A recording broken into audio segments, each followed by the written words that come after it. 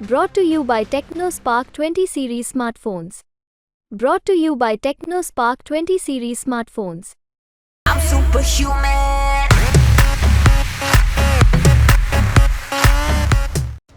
चुनावों में जीत हो न हो, नेताओं का कॉन्फिडेंस बड़ा मायने रखता है।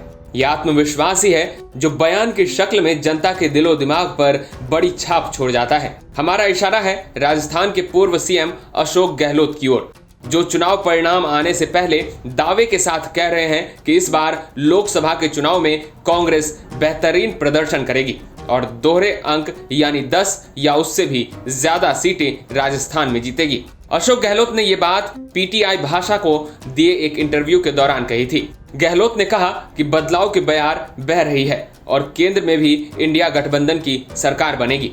गहलोत ने प्रधानमंत्री नरेंद्र मोदी की उस टिप्पणी के लिए भी उन पर पलटवार किया जिसमें उन्होंने कहा था कि लोकसभा चुनाव में कांग्रेस को शहजादे की उम्र से कम सीटें मिलेंगी। अशोक गहलोत पहले भी कई बार ये दावा कर चुके हैं कि इस लोकसभा चुनाव के परिणाम चौंकाने वाले आएंगे। उनका दावा है कि कांग्रेस राजस्थान में अच्छा प्रदर्शन करने वाली है। अशोक गहलोत ने कहा कि बीजेपी की केंद्र सरकार सिर्फ जुमलेबाजी करती है और जुमलेबाजी से किसी का भला नहीं होता। कुछ वक्त पहले अशोक गहलोत ने बीजेपी पर हमला बोलते हुए कहा था कि बीजेपी ने मोदी की गारंटी पर ही सारा फोकस कर रखा है, जो कि उन्हें भारी पड़ने वाला है। अशोक गहलोत ने पूरे भरोसे के साथ कहा है कि राजस्थान में कांग्रेस को जनता अब वापस लाना चाहती है। गहलोत ने कहा कि जब से चुनाव शुरू हुए हैं हर रोज राजस्थान इसी वजह से सुर्खियों में है कि यहाँ की जनता कांग्रेस को ही ज्यादा पसंद कर रही है।